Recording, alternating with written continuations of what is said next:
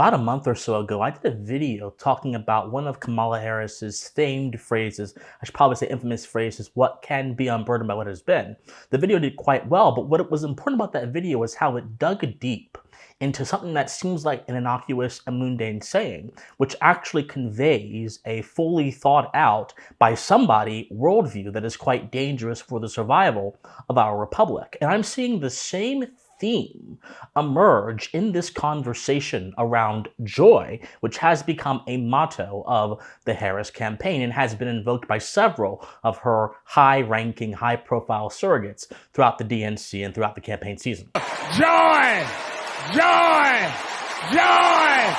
Joy! The joy felt by Americans backing the Harris walz ticket. We are joyful warriors. Being joyful is part of the American identity. The joy factor. Campaign of joy. You're talking about radical joy. It is downright joyful. It looks like a joyous rally. It looks like a joyous occasion. A real zeal and joy. Well, the truth is, this discussion about joy, as some on the right are calling it, is not merely an emotional platitude. It's not merely an appeal to emptiness. It is actually an example of the view of human nature that progressives have. And it's also an example of how progressives and the left more generally view political values and how they should be transmitted to the republic. And its consequences are not just political. Its consequences are actually detrimental to the advancement of civilization and human thinking. And in this video, we're going to explore the sinister meaning of joy as it is deployed in the context of the Harris campaign. And we're going to discuss the right way to think about politics that is divorced from such phrases and concepts. But before we get into that, my friends, hope all of you are doing well. I am Christian Watson. Thank you so much for being here. If you enjoy political and social commentary from a philosophical bent, then I implore you, please like, share, comment, subscribe, do whatever you can to get this video out there. We are here to build an army of thinkers to have a reasoned political discourse based around sound thinking, not based around talking points or owning the lib, so to speak. So thank you guys so much for being here. Now, please enjoy the video. So yes, joy is the motto of the Kamala Harris campaign. And the response to the emergence of this motto has normally been just to dismiss it as yet another political slogan, an empty political slogan that is being deployed by an increasingly vain and vacuous candidacy to the presidency, which would be Kamala Harris's candidacy. But this view is decidedly a mistake. See, oftentimes things that we dismiss carry greater significance than what we actually think. So in order to understand why Kamala Harris and the progressives are using joy as a political argument, in order to understand why big publications are publishing op-eds and articles basically saying that joy is a wonderful argument for the Kamala Harris campaign, and also that joy is a wonderful argument for constituencies whose values should be decidedly against Kamala Harris, like for example, the article that came out that said that Catholic women should support Kamala Harris because she is an embodiment of joy, despite the fact that Kamala Harris supports abortion, which is decidedly anti-Catholic, different story, different day. We have to understand what joy means and what its relationship to human nature and human understanding is. And the moment we understand that is the moment we can understand that the kind of joy Kamala Harris is deploying is a sinister kind of joy, whose view of human nature has profound and disturbing political implications. So, let us first start with a discussion of what joy is. What is joy, my friends? Well, joy is two things.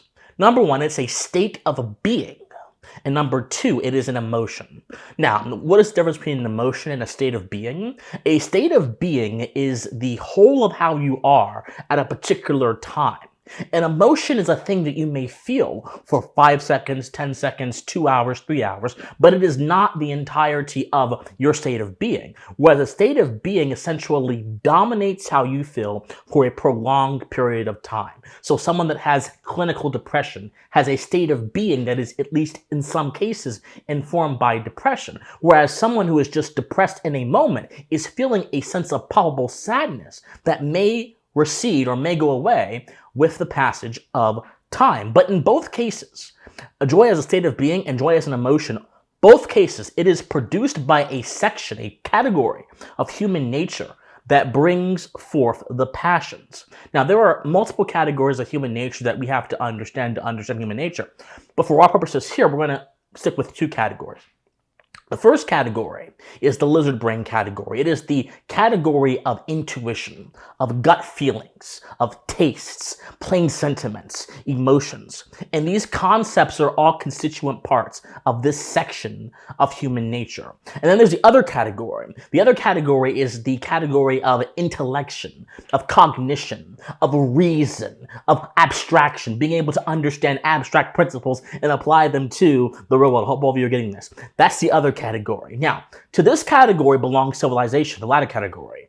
To the former category belongs things that are anti-civilizational, that are antisocial, like let's say violence, let's say primality, let's say rage, things like that. But all of these things, if you view human nature as a spectrum, come together in a composite to make up human nature. Now, you will immediately understand, the astute viewer will immediately understand that Kamala Harris is leveraging this compartment of human nature that deals with the lizard brain, the compartment of human nature that deals with intuition. I'll call it the sentimental part of human nature. And the practical effect of leveraging this aspect of human nature to make a political argument is a regression in human understanding of concepts. This is where this Kamala Harris joy gets so sinister.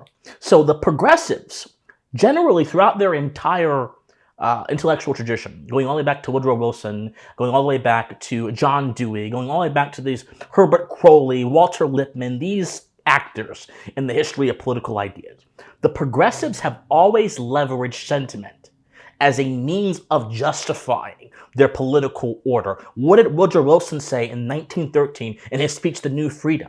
He said that we are bound in society by the laws of Darwin, not the laws of Newton. And that society, he goes on to say in the next paragraph, society is this organic thing that grows and grows and grows and grows, and therefore the interests of society change, the demands, the passions change, and therefore so must our laws. Therefore, we can't have a fixed constitution. Well, part of this sort of what I call the organic theory of society, you with me? The part of the organic theory of society is the idea that our passions can move society, and our passions should then therefore inform politics. So it's a kind of leveraging of passion for a greater goal, even if passion may ultimately be detrimental to the right goal. So we should understand the backdrop here. So progressives, they historically mix political values with emotions. And in doing this, they can only understand truly political engagement through that lens, or they can only leverage it through that lens ultimately. So if you leverage political values with emotions, what you're unable to do is actually apply your reason to the world in a manner that A, makes things sensible, and B, allows you to impose certain concepts and certain understandings in the correct and functional way. If you have a standard of reason being the forerunner of political values, through that standard, you are able to understand, okay, I have this value, I have the ability to think, I have this first principles basis, and I also have experience, I also have empiricism, I also have these things that are detached from my own personal belief system. But the moment you leverage this sentimental part of the human being, you are confining man's understanding to his preconceptions. You are confining man's understanding to his belief system, regardless of if his belief system or his preconceptions are logically sound, rational, or even make sense against experience. It does not matter, because the entire constellation of the consideration of knowledge, the entire epistemology of man's political understanding under that category is his sentiment. And his sentiment can change with, again, the flow of time, and it can also come from so many forces. Now, a rational first principles-based understanding of politics has guardrails that are present through, as I mentioned, defining principles, which can be then debated and critiqued in the public square. But the latter, the category of sentiment, being a subjective experience, is exempt from debate and examination, and is therefore susceptible to the whims of propaganda, to the passions of the person, and also it can create a flawed understanding of the person themselves who feels this joy. You understand? This is why it is so dangerous to understand politics in terms of sensations. This is why it's so dangerous to understand politics, as Pete Buttigieg said through the DNC, as a kind of soulcraft, because there are just so many different passions that are not controllable that just arise spontaneously and ultimately impair your ability to understand things well. This is the sinister effect of joy. It regresses human thoughtfulness from reason to emotivism, which is the act of making ethical judgments based on how you feel, and it encourages people to view their lower instincts, the sentiment part of you, as values rather than holding values higher than your lower instincts. Now, let's kind of extrapolate this out to a civilizational level so you guys understand what I'm saying. We have to look at this in the context of pre-civilized man and civilized man. So, primitive man. What distinguishes primitive man, our caveman ancestors, those who didn't really have the means of communication that we have now or the understanding of the world? What distinguishes primitive man from civilized man? Well, very simply, the only thing that distinguishes primitive man from civilized man is the stage of intellection. Remember that word I mentioned? The state of intellection that both have found themselves in. Primitive man was held back by how he perceived the world. Intuition, gut feelings, joy in this context dominated his entire belief system. Primitive tribes gathered around fire, for example, and avoided the darkness of the forest because it was understood back in those days that if you go away from the fire and into the darkness of the forest, you may not come back, you may die. The fire represented the totality of their world, the safe world. And only until the fire became expanded out from the village and was pushed forth into the wilderness to light it up and to bring in knowledge, because light is the prerequisite for knowledge, for understanding, for seeing, was civilization actually born.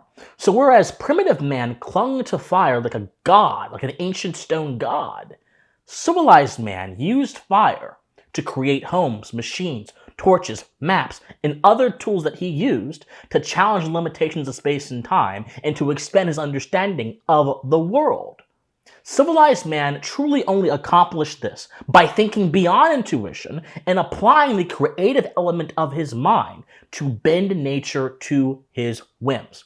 Where primitive man feared the darkness, civilized man conquered it, slayed it, cut it up, and won a victory over it in a complete and utter curb stomp. But let's say we can revert civilized man back to intuition and back to emotivism and those two perspectives alone. He would lose his ability to apply his creativity to the world and understand it truthfully. Christian, what does that have to do with Kamala Harris? Very simply, everything. If joy, which is part of that lower compartment that I mentioned, is the prime mover of one's political considerations, they are effectively resigning themselves in part to the primitive condition of their nature. They are going from civilized thinking to primitive thinking. That is why joy, in the Harris sense, regresses human thinking, and along with it, civilization.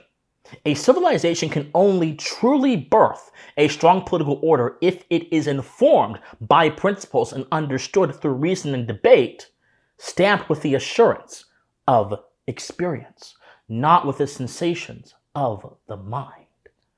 That is the danger of joy, my friends. Joy, any emotion, whether it be joy, whether it be happiness, whether it be sadness, whether it be rage, necessarily clouds the mind. These are important parts of human nature, for sure. And in fact, I would even argue that emotions, unlike what some of my brethren on the right said, they are not empty, they're not vacuous. No, emotions actually play a big part in informing the character of our reason. If they don't for you, then I would submit to you have something wrong with you, or you're a sociopath. Because sociopaths can use their reason without leveraging emotion, and for that reason, they're able to kill people and do other unspeakable things to people with no remorse. So no, there are emotions that are important to our being human, that constitute being human. But they're a part of the lower part of ourselves, and they must be contextualized within the broader context. When these things are divorced from the broader context, and they overtake man's mind, and they direct his political considerations, what's the result? The result is a decision made on the basis of passion that may not correct for the walls of authoritarianism, that may not correct for the errors of the person you're voting for or supporting, and they also fundamentally do not have in mind the preservation of society, as all political decisions should have in mind. They have instead the continuance of that emotional feeling that the person has, a binding to sensation. And if a person uses voting like a drug, voting like to get a political high, then they're not going to care about anything else other than getting that political high. Kamala Harris's campaign is hijacking the sensations, the dopamine receptors of people, and then directing them into a perpetual state of political highness. And that is her plan to win.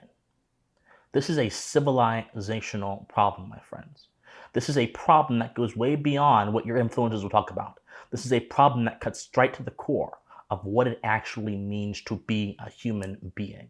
All political questions are at first human questions. All political questions are at first ethical questions. And all ethical questions are questions of conduct. And all questions of conduct must be rooted to the sound ground of evaluating unchanging human nature. And if you do that, it's very obvious to see why Kamala Harris's joy is actually not joy. It is a hellish regression in our skills as human beings, glossed up with lipstick and glitter, that any thinking person, regardless of who you are, should ultimately reject. Have joy, yes, but don't let joy dominate your consideration when it comes to whoever you decide to support for this election. Let joy be a constituent of your reason.